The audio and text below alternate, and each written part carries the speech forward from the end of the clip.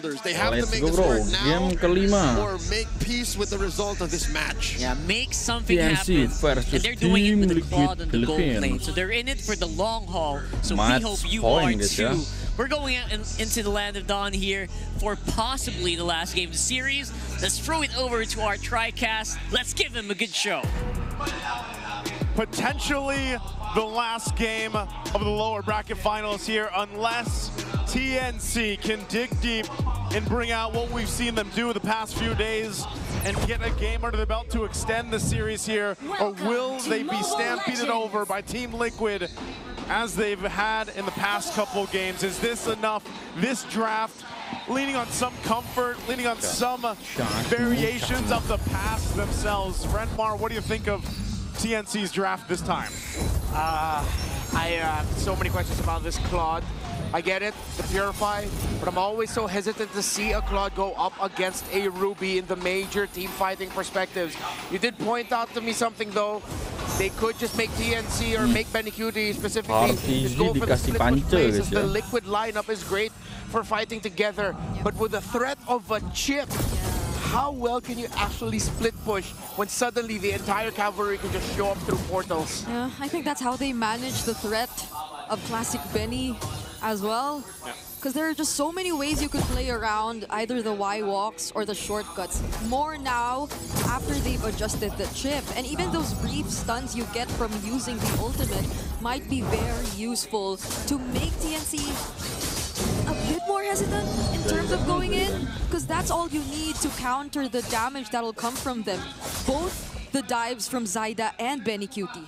Yeah, not only that, but this is, again, one of those things where, you know, I know we've been saying this throughout the series and even the past couple of days. It's like, yes, this is a hero that Chaknu loves. Takes the Grok really well. That's it. Trade. Sanji looks like he's in danger. Zyda actually picks up first blood, and to our surprise, TNC get the better start. All right, as I was saying, you know, they're going to have to be able to utilize and activate Chaknu in this, but a good early kill for TNC already to put them on the board here. Could 3-Bar be in trouble here? Remember, Sword Rose lands onto him. He'll try to go for the kill on JP though, but there's a flicker still available. Whoa. The wall also displaces them for just a bit. Sanji trying to go for the kill and has the brilliance just in time. He walks away safe, but Zyda nearly tried to go for it. And Lancy, both Lancy and Chaknu won't let him escape. Okay, those little micro stuns coming out of that Grog have been helping TNC. But Carl TNC and Team Liquid Philippines will get that turtle, as Zyda committed his shadow kill into the pickoff onto Sanji in the mid lane, which is why it made a lot of sense for Sanji to commit and be aggro there, because he knew, and Team Liquid Philippines knew, that Zyda did not have Ugi shadow kill. You gotta remember too, this is flying clouds. Yep. So everybody's back to the action very quickly here. That's something that could play a part. It also in consideration on a macro level, we've got a chip in play for TLPH. And so in that sense, you already know they're gonna be taking advantage of that. And it's almost, I'm wondering how this interaction will be with the shortcuts plus the clouds. Oh, whoa, like there that. You go. You get your answers. 5-man rotation, or you don't even count it as a rotation. It's just a surprise attack towards 3-Mar. Yeah, so now imagine if that's the late game and that's Benny Cutie trying to split push the lane. That is their response to that. So there's a lot of pressure on this Claude to really execute and time things well, while TNC Pro Team, they have been doing a good job of keeping things somewhat even. Team Liquid Philippines, though, they're giving TNC a run for their money. They're countering and engaging, re-engaging to what TNC Pro Team has been doing. I think in this way, too, when we look at TNC's lineup, there's a couple things that can happen here. They've got great front line. They've got great utility with the Jushin. Zyda, again, as long as he can farm up and potentially even get some more kills onto this Hayabusa, covers that ground, I would say, from the early to mid-game, but then eventually you're leaning towards Benny, and that's the hardest part. It's unfortunate that it has to be that way a lot of times, where it's like, yeah, even the gold laners still, even though we've had this shifting in the meta, if you have that traditional marksman like this Claude, who also takes a lot of time to build up, it's going to be Benny that people are looking on their eyes for to turn the tide of some of these fights later on when he has that trinity of items here. So it's up to TNC to play that power spike, to play into it correctly that serves this lineup its purpose. Yeah. but TNC are holding the mid lane really well. 3mar and the countless times he's actually cut lanes are working. Oheb though, ooh, does he get to lifesteal? He had the shortcut! He's actually able to escape the threat of potentially going down. He secures the turtle for Team Liquid. And now, as if nothing happened, they can just get back. Oh, that was so smart that he just used the portal to get on out of there now, but he goes back. Penentuan is out to see him. Ogi Shadow kills there as well, but the damage is not enough. He also escapes that small amount of damage he could have gotten from the walls. And Oheb, he lives and regains back some of his HP with that jungle creep too. Oheb, he's escaped death now twice. He went to the minion. Unfortunate for Zaida, but in the end, Benny QT and TNC still get that turret. But look at Carl TZ. He find 3mar. So get him. They're all going in. 3mar.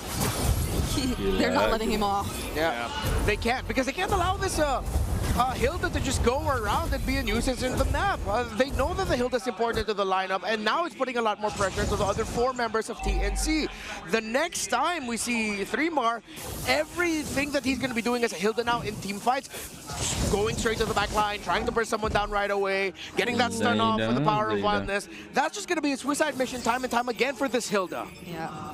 Sanji, though, holding this brush down bottom. Yeah, I think he potentially wanted to see if he could catch 3mar again, but 3mar's just kind of opted to go ahead and leave that lane. Yeah. Be with the team for now. They left it open for like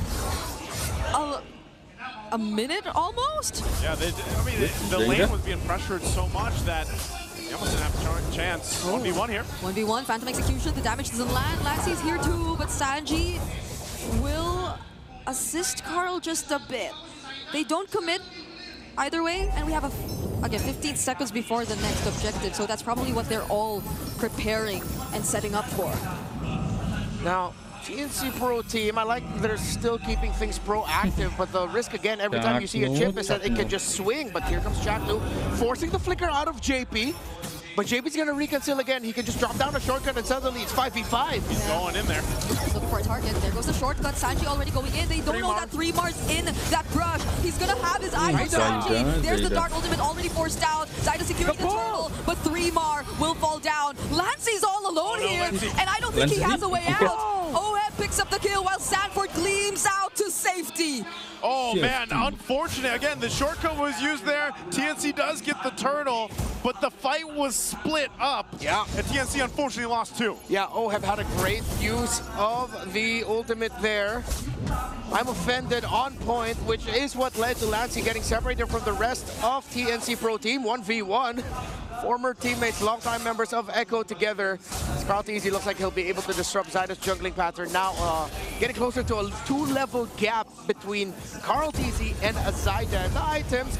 Oh, Chapnu. Oh, they commit in the mid lane. There's Benny to provide the blazing duet. JP goes down. Sanford might be next. Does he have the gleam? Oheb tries to save him, and now he survives. Sanji going in with the Dark Ultimate. Chapnu trying to reposition just a bit. Oheb will be joining as well. Carl, they're not gonna fight this anymore, right? Oh, they actually still want to, even though it's just 3. Carl TZ going in. But it's not, or it might not be the best decision. Thor goes to evade, but Zaida finishes off the kill. Talk about patience for TNC, and even Zaida to wait for Benny. No, unfortunate for them at the end of it all. Team Liquid Philippines is still the one able to win that, even though Carl TZ go down. Now Zaida has to balance it out.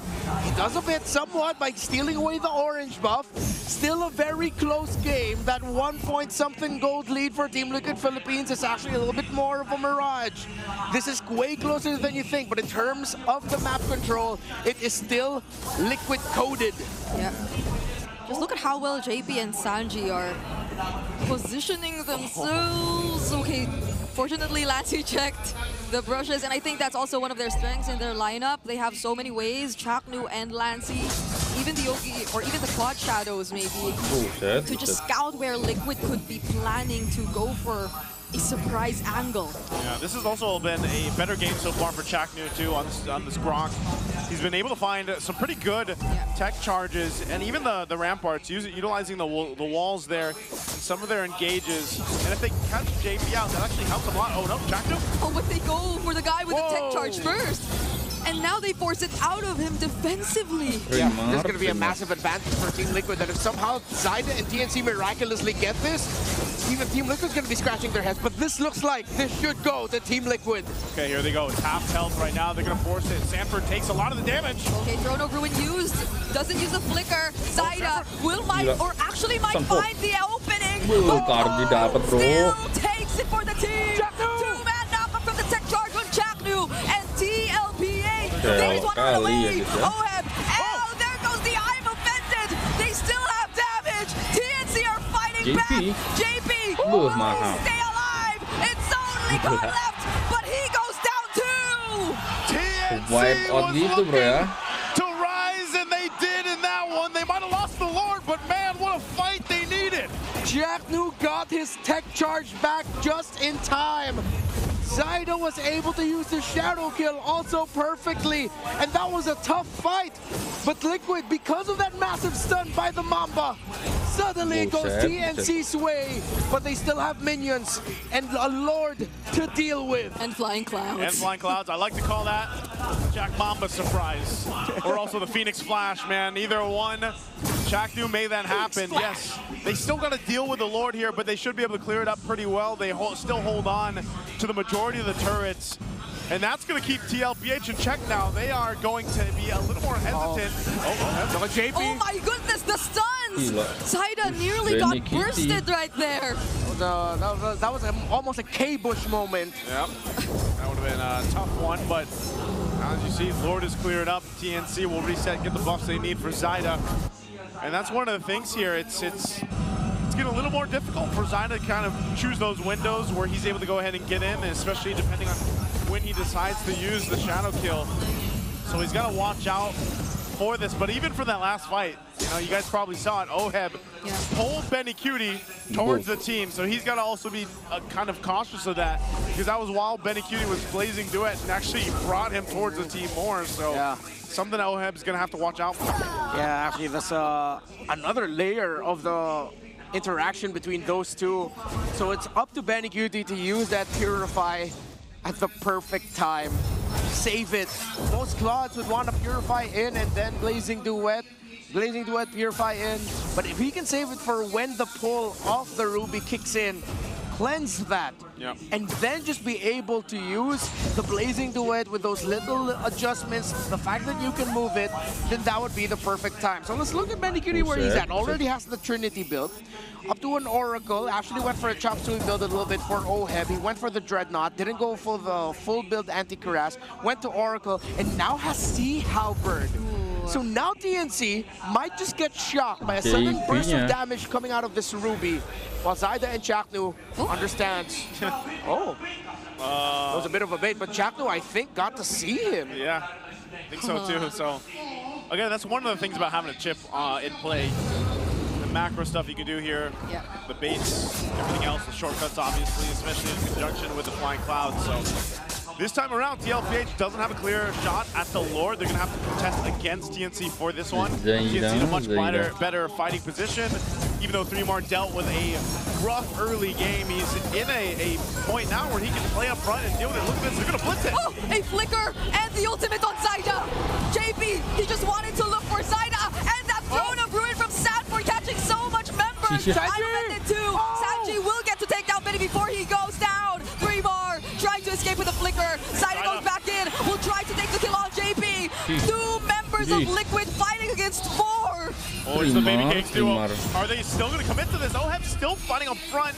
They're going to watch out for Zyda. That shadow kill could be up soon, but hey, they got the Lord. TLPH will continue to put pressure on this side of the map of TNC.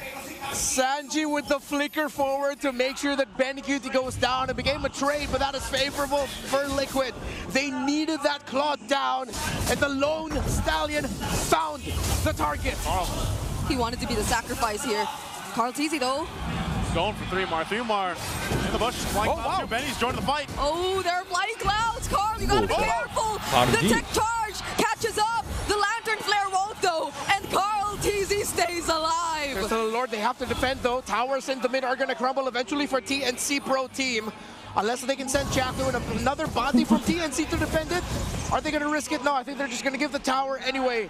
But the Lord will not be able to be used that much. JP in trouble. Oh, the ultimate was already forced out, but the conceal's still there. Sanji with the dark ultimate.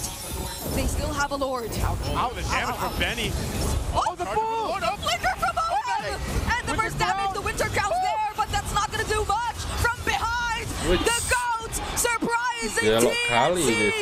They're just moments away from locking in, and it seems like that is where they're going.